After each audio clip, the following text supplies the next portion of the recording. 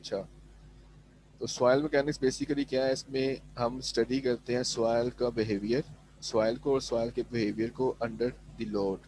Load की types अब कौन कौन सी हैं? एक्सटर्नल फोर्सेस हैं, जैसे स्ट्रक्चर का लोड है, फाउंडेशन का लोड जो सॉइल पे पड़ता है, टेम्परेचर चेंजेस है, टेम्परेचर के चेंजेस पे भी सॉइल का बिहेवियर चेंज होता है, मॉइस्चर वेरिएशंस हैं। तो इसमें हम सॉइल मैकेनिक्स में इंजीनियरिंग मैकेनिक्स के प्रिंसिपल को यूज़ करते हुए सॉइल का बिहेवियर स्टडी करेंगे। जियो टेक्निकल इंजीनियर, जो टेक्निकल इंजीनियर जो है ये भी सिविल की ब्रांच है, लेकिन ये डील करती है analysis, design and construction of foundations. मतलब कोई भी स्ट्रक्चर है तो सबसे पहले उसकी फाउंडेशन होती है, तो फाउंडेशन का एनालिसिस करने के लिए, उसके डिज़ाइन के लिए, उसको कंस्ट्रक्ट करने के लिए जो ब्रांच यूज़ होती है सिविल इंजीनियरिंग की, उसे जियो टेक्निकल इंजीनियरिंग कहते हैं। सिर्फ फाउंडेशन की हद तक नहीं है, स्लोप्स भी होती हैं, रिटेनिंग स्ट्रक्चर्स भी होती हैं। मतलब आपने वाटर को डिटेन करना है या आपने सॉइल को डिटेन करना है तो उसको रिटेनिंग स्ट्रक्चर बोलते हैं, ठीक है। और इम्पैक्टमेंट्स में भी सॉइल का यूज़ है, इसमें भी जियो टेक्निकल इंजीनियरिंग यूज़ होती है, टनल्स में, रोड्स में, ठीक है। और ये जो है ये सॉइल से बनी होते हैं या रॉक से बने होते हैं। अब वो कह रहा है कि एप्लीकेशन ऑफ सॉइल मैकेनिक्स, के सॉइल मैकेनिक्स की एप्लीकेशन कहाँ कहाँ पे है। हर सब्जेक्ट को ना पढ़ने की पीछे बेस होती है कि ये यूज़ कहाँ पे होता है। तो सिविल इंजीनियरिंग में सॉइल मैकेनिक्स को पढ़ने का मकसद क्या है? तो उसका मकसद ये है कि जो भी आपकी फाउंडेशंस होती हैं, क्योंकि उसमें सॉइल जो है वो डायरेक्ट इंटरेक्ट कर रही होती है आपकी फाउंडेशन के साथ, तो आपको पता होना चाहिए कि सॉइल का बिहेवियर क्या है। इसमें भी सॉइल मैकेनिक्स इंपॉर्टेंट है, जो कि आपको बताएगी कि ये सॉइल इस टाइप की है तो आप इस पर फाउंडेशन इस तरह की यूज़ करें। फॉर एग्जांपल अगर हम राफ फाउंडेशन की बात करें, तो राफ फाउंडेशन हम कहाँ पे यूज़ करते हैं? राफ फाउंडेशन हम वहाँ पे यूज़ करते हैं जहाँ पे सॉइल की बेयरिंग कैपेसिटी कम होती है, वो लोड हाई होता है। या फिर इंडिविजुअल फुटिंग, जैसे हमारे पास स्टेप फुटिंग होती है, मतलब कॉलम फुटिंग होती है, वॉल फुटिंग होती है। तो वो अगर इंडिविजुअल फुटिंग का जो एरिया 50% से ज़्यादा आ रहा हो, तो वहाँ पे फिर हम राफ्ट फाउंडेशन को यूज़ करते हैं, क्योंकि वो इकोनॉमिकल होती है। Underground and earth retaining structure, earth retaining structure जो होता है जिसमें आप बैक फिलिंग करते हैं सॉइल की, तो वहाँ पे आप रिटेनिंग वॉल्स बना देते हैं, उन्हें अर्थ रिटेनिंग स्ट्रक्चर्स कहते हैं। तो उसमें भी क्योंकि सॉइल को आप रिटेन कर रहे हो, तो उधर भी आपके पास सॉइल मैकेनिक्स का नॉलेज होना ज़रूरी है। एप्लीकेशन ऑफ सॉइल मैकेनिक्स इधर भी यूज़ होती है।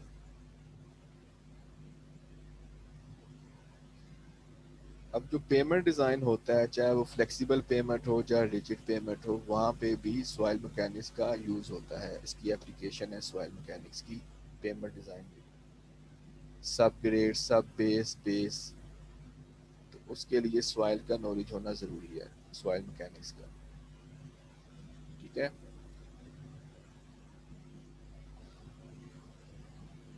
फिर जो आप एक्सकवेशन करते हो, किसी भी कंस्ट्रक्शन फाउंडेशन बनाने के लिए एक्सकवेशन करते हो, इम्पैक्टमेंट्स एंड डैम्स, इनमें भी आपका नॉलेज होना है। क्यों नॉलेज होना ज़रूरी है? कि अगर हम डैम की बात करें तो डैम में आपको पता है कि बहुत बड़ी रेजरवायर होती है, वाटर बॉडी होती है।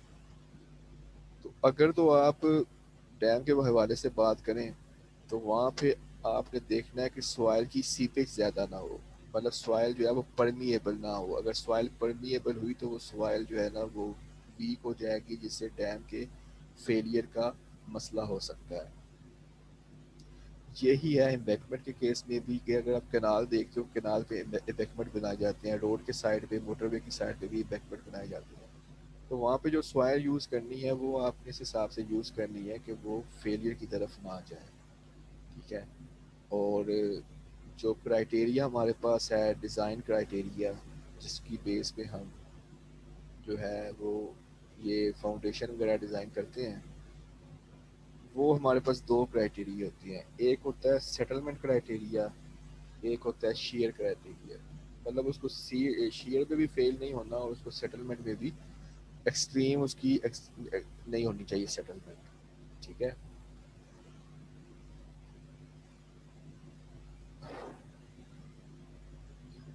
अच्छा, सॉइल मैकेनिक्स क्या कहता है? सॉइल मैकेनिक्स ये एज्यूम करता है कि सॉइल जो है ना वो बिल्कुल आपकी इलास्टिक है। आइसोट्रोपिक है और होमोजीनियस मटेरियल है। तो अभी आप ये बताएं कि इलास्टिक का क्या मतलब है और आइसोट्रोपिक का क्या मतलब है और होमोजीनियस मटेरियल का क्या मतलब है। कोई एक स्टूडेंट जो है वो बताए। अफनान, कोई है आइडिया इसका?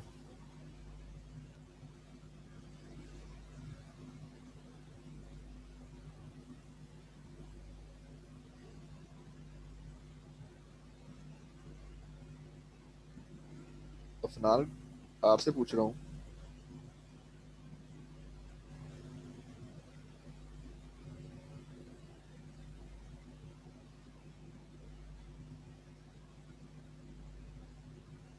आप सुन रहे हैं कि नहीं? आवाज आ रही है?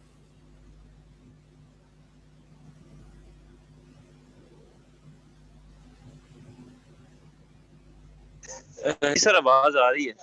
अच्छा तो बताओ ना यार। वो सर हाँ, क्या पूछा है सर मैंने? क्वेश्चन काइंडली रिपीट कर दीजिएगा प्लीज। तो यार आप सुन नहीं रहे थे? नहीं सर सुन रहा था, दरअसल ऑफिस में था ना, तो एक दो बंदे आ गए थे इस वजह से सर। अच्छा अच्छा। जी जी। क्वेश्चन क्वेश्चन मैं ये कह रहा हूँ यार कि ये जो सॉइल को वो कह रहा है, सॉइल मैकेनिक्स की सॉइल जो है आपकी इलास्टिक होती है, आइसोट्रोपिक होती है और होमोजीनियस होती है। तो इलास्टिक का क्या सर मतलब है? इलास्टिक का क्या मतलब है? आइसोट्रोपिक किसको कहते हैं? होमोजीनियस का क्या मतलब है?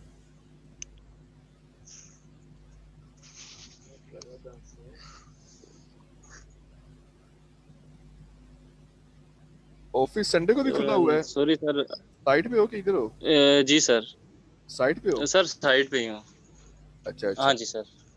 तो किधर काम कर रहे हो, कहाँ तो पे? इस वजह से सर DHA गुजरांवाला। अच्छा। तो रात को भी यार आप उधर बिजी थे, अभी सुबह के टाइम भी काम चल रहा है? सर ऐसे ही है, वो करना साहब तुम्हारे जो है ना, मतलब कि थोड़े से हैं, वो छुट्टी के मामले में ना काफी स्ट्रिक्ट है। चलो तो इस सही वजह है। से तो तो ये बाकी प्रोजेक्ट लोग। क्लोजिंग पे है ना सर, तो इस वजह से। सही सही। तो ये बाकी लोग सुन रहे हैं, मेरी आवाज आ रही है? काशिफ को, ये सलमान, नासिर, साजिद, जी सर उमैर। सबको आ रही है सर। अच्छा, तो कोई रिस्पॉन्स नहीं ना आगे से, तो मुझे पता तो चले कि हाँ भाई सुन रहे हैं। ये ना हो कि मैं बोल रहा हूँ और पता चले कोई है ही नहीं साथ। नहीं नहीं वो सुन रहे हैं सर, बोलने में थोड़े से सर शर्माते हैं। वो लास्ट टाइम भी ऐसे ही था, मतलब कि पिछले सेमेस्टर में भी चंद एक लोग ही थे, मतलब कि जो आगे से अच्छा। क्वेश्चन का आंसर करते थे। सही सही, जी चलो। सर। चलो फिर ये बता देना जो सर समझ ना आए या कोई क्वेश्चन हो ना, ताकि मुझे पता हो कि आप लोग जो है ना वो लेक्चर में शामिल हो। जी जी सर जरूर। जी जी जी सर हम बताएंगे इंशाल्लाह। अच्छा। तो अच्छा, इलास्टिक ये होता है कि जब इलास्टिक हम उसको कहते हैं कि अगर आपने किसी बॉडी पे फोर्स लगाई है तो उसकी वो बॉडी क्या करेगा, वो डिफॉर्म हो जाएगा। ठीक है। तो जब आप उसकी फोर्स को रिमूव करोगे, हटाओगे, तो बॉडी अपनी ओरिजिनल शेप में आ जाए ना, डिफॉर्मेशन उसकी टोटली ख़त्म हो जाए, वैनिश हो जाए, गायब हो जाए, ओरिजिनल शेप में वो आ जाए, तो उसको हम कहते हैं कि वो इलास्टिक है। और आइसोट्रोपिक उसको कहते हैं कि इसमें जो प्रॉपर्टीज़ होती हैं उसके तीनों एक्सिस में सेम होती हैं, तीनों डायरेक्शन में पार्टिकल की। तो उस पार्टिकल को हम कहते हैं, उस एलिमेंट को हम कहते हैं कि वो आइसोट्रोपिक है।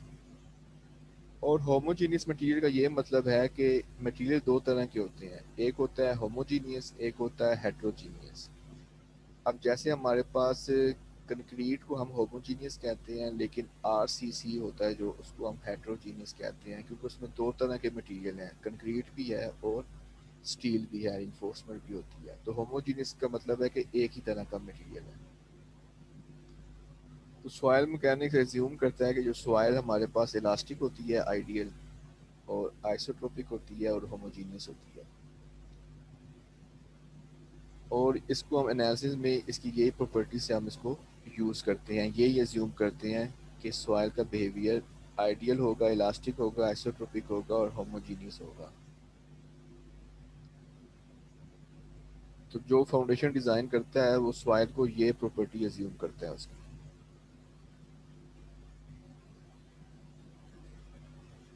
अच्छा, इसके बाद आता है कि सॉइल फॉर्मेशन होती कैसे है, मतलब सॉइल की फॉर्मेशन कैसे होगी। तो उसमें जो है सॉइल बेसिकली फॉर्म होती है वेदरिंग ऑफ रॉक से। अब वेदरिंग के जो है ना वो 3 प्रोसीजर्स होते हैं। वेदरिंग कैसे होती है, ये वेदरिंग वेदरिंग है क्या चीज़। वेदरिंग जो है वो प्रोसेस होता है breaking down rocks by mechanical and chemical procession processes into smaller pieces. कि जो बड़ी बड़ी हमारे पास रॉक्स होती है ना, वो ब्रेक होती हैं छोटे छोटे पीसेस में मैकेनिकल और केमिकल प्रोसेस से, तो उसको हम वेदरिंग कहते हैं।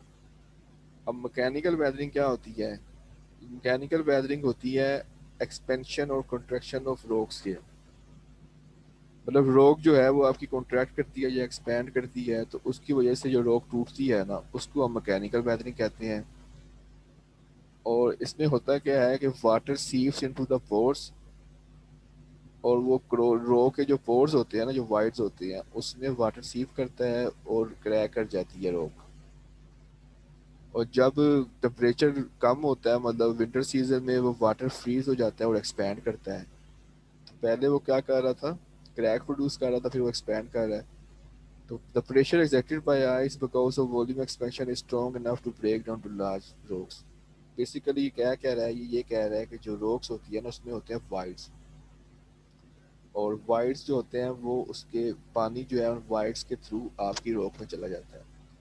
फिर जब टेम्परेचर डाउन होता है, कोल्ड होता है, तो वो बर्फ बन जाता है, आइस बन जाता है, जिसकी वजह से उसका वॉल्यूम एक्सपैंड करता है, और वो एक्सपैंड करने की वजह से रॉक जो है वो ब्रेक हो जाती है। तो इसको हम बोलते हैं मैकेनिकल वेदरिंग। जैसे ये ग्लेशियर, आइस वगैरह, विंड वगैरह, तो ये सारे फिजिकल एजेंट्स हैं जो इस प्रोसीजर में इन्वॉल्व होते हैं। दूसरा हमारे पास है केमिकल वेदरिंग। केमिकल वेदरिंग में क्या होता है, इसमें बेसिकली केमिकल रिएक्शंस होती हैं। जैसे कि वो बता रहा है कि वाटर एंड कार्बन डाइऑक्साइड जो है वो एटमॉस्फेयर से कार्बोनिक एसिड बनाते हैं, और कार्बोनिक एसिड जो है वो रॉक मिनरल से रिएक्ट करता है, तो वो न्यू मिनरल्स बना देता है और साल्ट बना देता है। तो इसको हम केमिकल वेदरिंग बोलते हैं। अब केमिकल जो डिकम्पोजिशन होती है रॉक्स की, वो फॉलोइंग प्रोसेसेस होते हैं उसमें। ये बेसिकली थ्योरी है, आपने इसको देख लेना है, ठीक है, समझ के इसको पढ़ना है। तो ये ऑक्सीडेशन का पहले है कि ऑक्सीडेशन क्या होती है। तो ऑक्सीडेशन के बारे में वो बता रहा है कि ये उन रॉक्स में होती है जिनमें आयरन होता है। The oxygen in the air reacts with ferrous matter and decompose them. वो रॉक्स जिनमें आयरन होता है, तो जो ऑक्सीजन हमारी एटमॉस्फेयर में है, वो रिएक्ट करती है उस आयरन के साथ और उसको डिकम्पोज कर जाती है। जैसे ये आप देखते हो कि रीइंफोर्समेंट को जंग लगा होता है, रस्टिंग ऑफ स्टील, ठीक है, ये बेसिकली उसकी ऑक्सीडेशन हो रही होती है।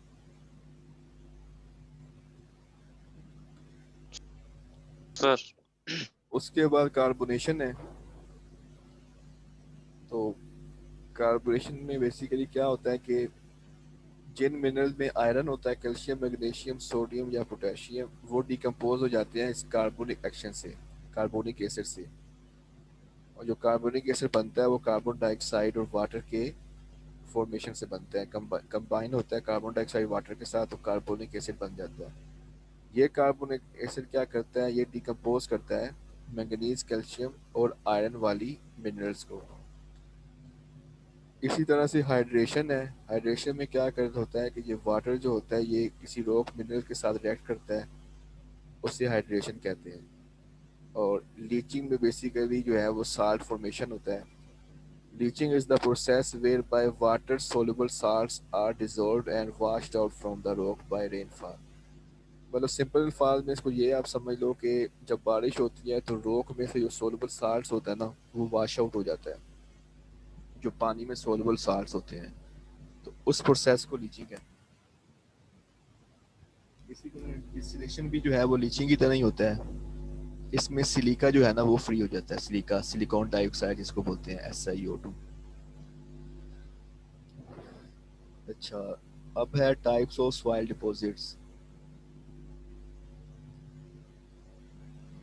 तो इसमें से एक तो है हमारे पास रेजिडुअल सॉइल्स। अब रेजिडुअल सॉइल कौन सी होती हैं, जो कि वेदरिंग की वजह से होती हैं, जहाँ पे वेदरिंग हो रही होती है वहाँ पे जो सॉइल पड़ी होती है at the place of origin, उसको रेजिडुअल सॉइल कहते हैं।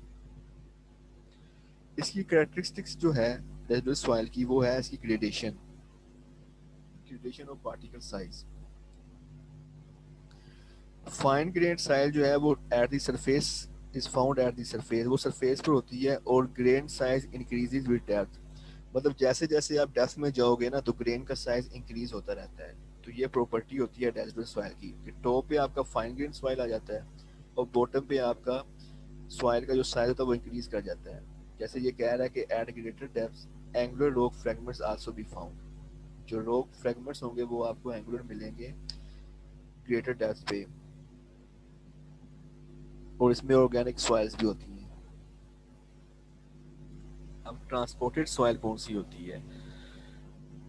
सॉइल में बेसिकली प्रोसीजर ये होते हैं कि सबसे पहले वेदरिंग ऑफ रॉक्स होती है जिससे सॉइल बन जाती है, फिर वो सॉइल जो है ना ट्रांसपोर्ट कर जाती है, मतलब एक जगह से दूसरी जगह मूव करती है।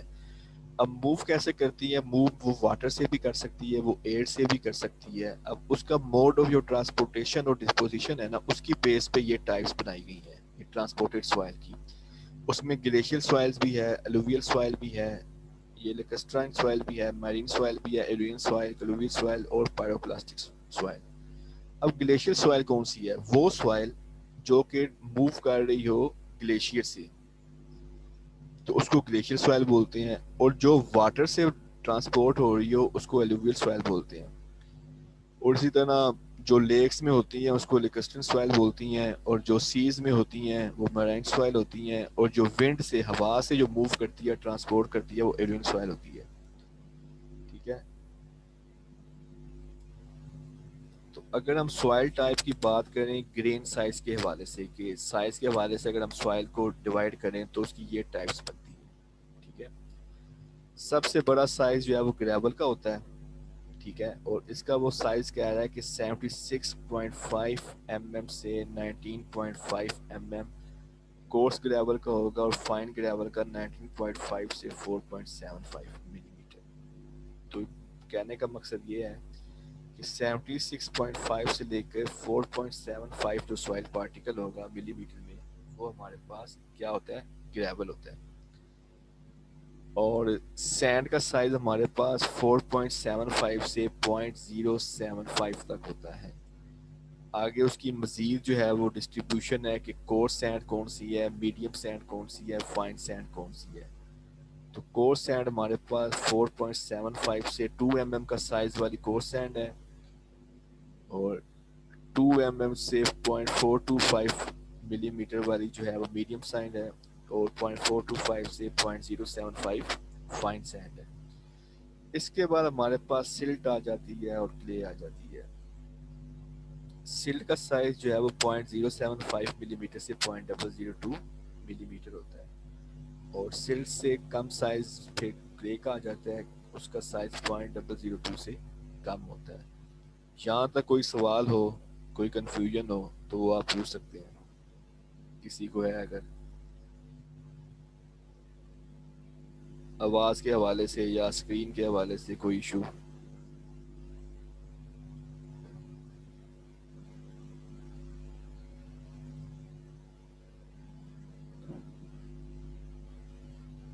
किसी को कोई इशू नहीं है? नहीं सर, नो सर।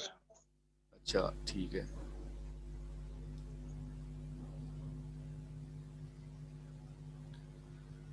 अच्छा, ये जो है ना, ये मीटिंग 40 मिनट के बाद ना ख़त्म होती है, तो मैं इसको रीस्टार्ट करूँगा जब ये ख़त्म होगी 40 मिनट के बाद ना, अभी आधा घंटा हो गया है।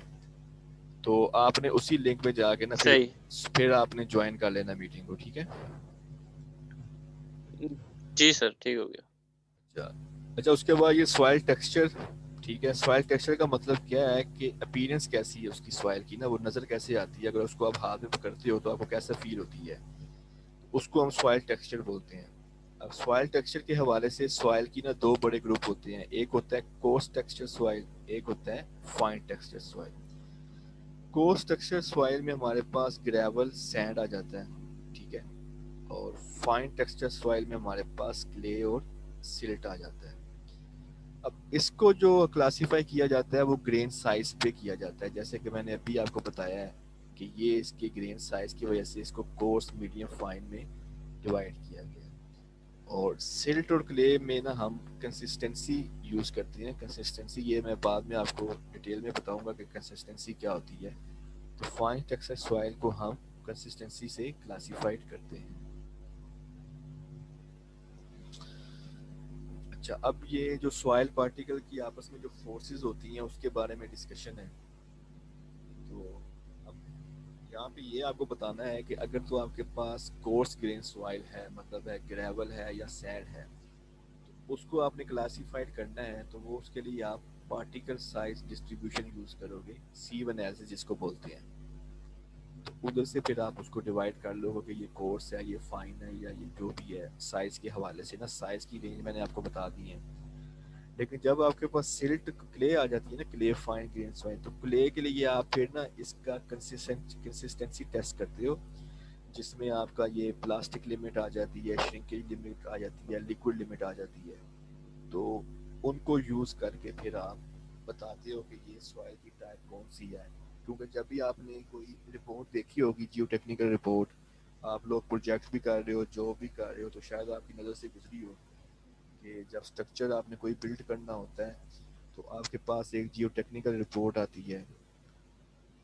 तो उसमें ये सारी डिटेल्स लिखी होती हैं कि ये सॉइल है और इसकी लिक्विड लिमिट इतनी है, या प्लास्टिक लिमिट इतनी है, श्रिंकेज लिमिट इतनी है, साइज इसका ये है। तो ये जियो टेक्निकल जो इंजीनियर्स होते हैं तो वो इस चीज़ को रिपोर्ट करते हैं प्रोजेक्ट में। ठीक है, कि लिक्विड, क्योंकि हर प्रोजेक्ट में स्पेसिफिकेशन होती है कि सॉइल ऐसी होनी चाहिए, इम्पेक्टमेंट के लिए ये सॉइल यूज़ करनी है, उसकी लिक्विड मिनिमम फॉर एग्जांपल 40% हो, 60% हो। तो ये सारी चीज़ें उधर फिर यूज़ होती हैं। अच्छा, तो इंटर पार्टिकल फोर्सेस में आपके पास दो तरह की फोर्सेस होती हैं। एक तो सॉइल पार्टिकल का अपना वेट होता है, और दूसरा पार्टिकल सरफेस फोर्सेस होती हैं। ये तो सिंपल है ना कि सॉइल का अपना पार्टिकल वेट जो होता है, वो वेट ऑफ पार्टिकल, मतलब उसको कहते हैं इंटर पार्टिकल फोर्सेस। फिर पार्टिकल की आपस में भी फोर्सेस होती हैं। अब वो या तो एट्रैक्टिव फोर्सेस होती हैं या फिर रिपल्सिव फोर्सेस होती हैं। ठीक है, तो कोर्स ग्रेन सॉइल में जो है ना, weight of particle is dominant, मतलब फोर्स कोर्स ग्रेन सॉइल में जो साइज का पार्टिकल का वेट होता है ना, वो ज्यादा होता है as compare to particle forces. जबकि फाइन ग्रेन सॉइल में, क्योंकि फाइन ग्रेन सॉइल है, छोटा सा साइज उसका होता है, तो उसमें ओके। अच्छा, वो कह रहा है कि 10 मिनट में टीम मीटिंग बस खत्म होनी है। ठीक है, और फाइन ग्रेन सॉइल में जो है वेट तो उसका कम होता है, वेट इतना नहीं होता, लेकिन उसकी जो फोर्सेज होती है ना, कोहेसिव, जिसे कोहेसिव कहते हैं, कोहेजन कहते हैं, वो डोमिनेट होती है। तो ये बात आपको मतलब है कि बतानी है कि कोर्स ग्रेन सॉइल में वेट इंपॉर्टेंट होता है, और फाइन ग्रेन सॉइल में उसकी जो इंटर पार्टिकल पार्टिकल के आपस में जो फोर्सेज होती हैं वो इम्पोर्टेंट होता है, जैसे कोहेजन हो गई या फ्रिक्शन वगैरह, इस तरह की चीज़ें। उसके बाद सॉइल स्ट्रक्चर आ जाता है कि सॉइल का स्ट्रक्चर कैसा है, सॉइल के जो पार्टिकल हैं उनकी ज्योमेट्रिकल अरेंजमेंट कैसी है, इंटर पार्टिकल फोर्सेस कैसी हैं। तो ये सारा जो है ना, वो सॉइल स्ट्रक्चर में आ जाता है। सॉइल फैब्रिक का मतलब है कि ज्योमेट्रिकल अरेंजमेंट कैसी है सॉइल की। ठीक है, ज्योमेट्रिकल अरेंजमेंट को हम क्या कहते हैं, सॉइल फैब्रिक सिर्फ।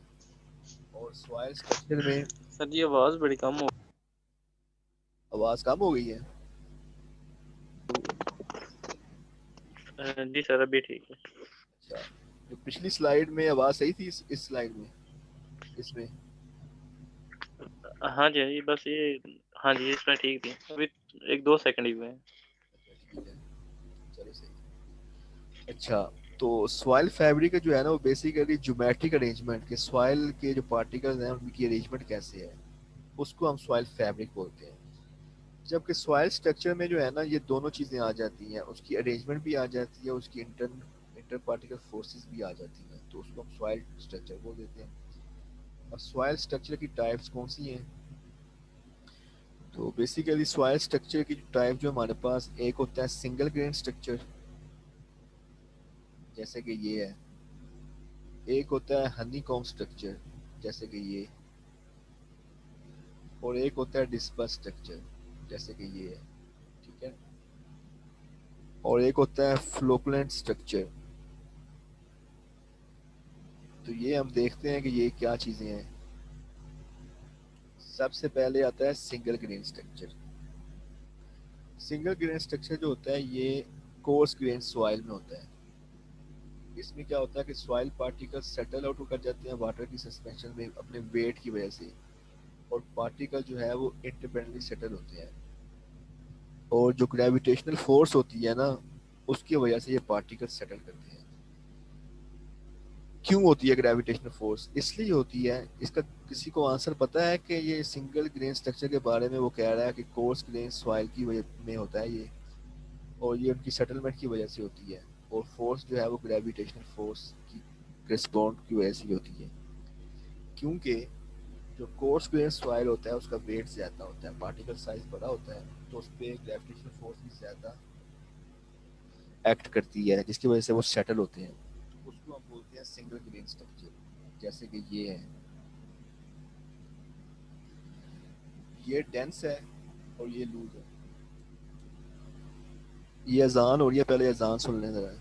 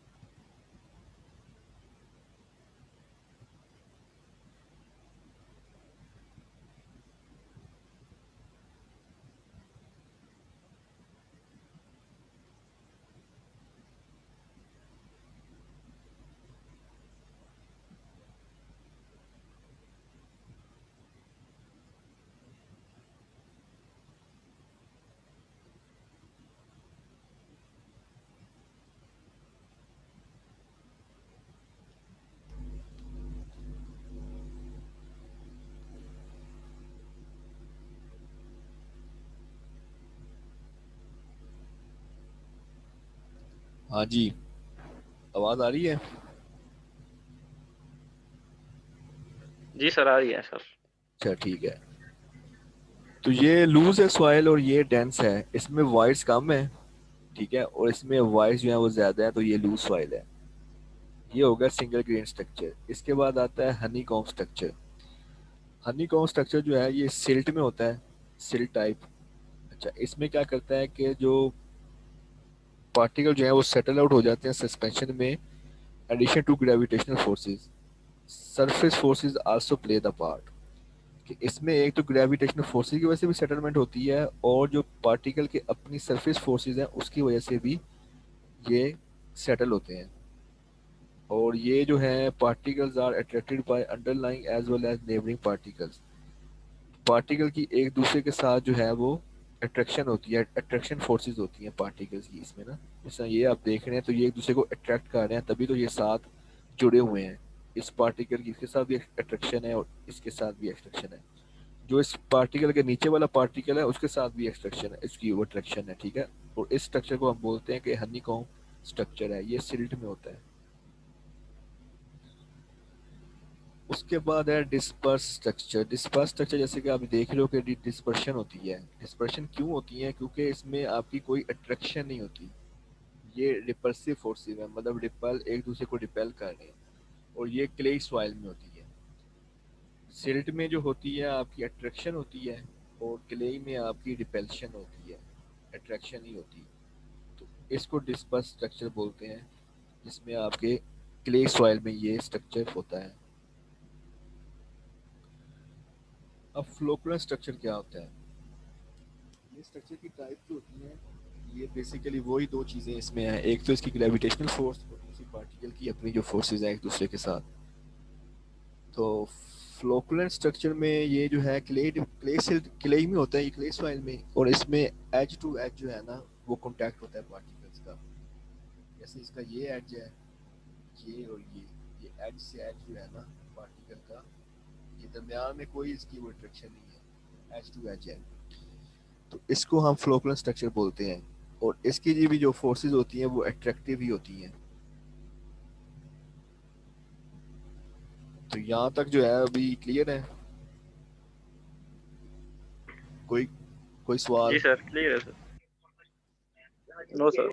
वाकई क्लियर है कि बस ऐसे ही कह रहे हो कि बस ठीक है चलें आगे? नहीं नहीं सर, क्लियर है सर। जहाँ पे डाउट हुआ है इंशाल्लाह जरूर आपसे पता करेंगे। चलें, अच्छा अब ये मीटिंग खत्म हो रही है तो मैं दोबारा इसको रीस्टार्ट करता हूँ, तो आप ज्वाइन कर लो, ठीक है? हो गया सर।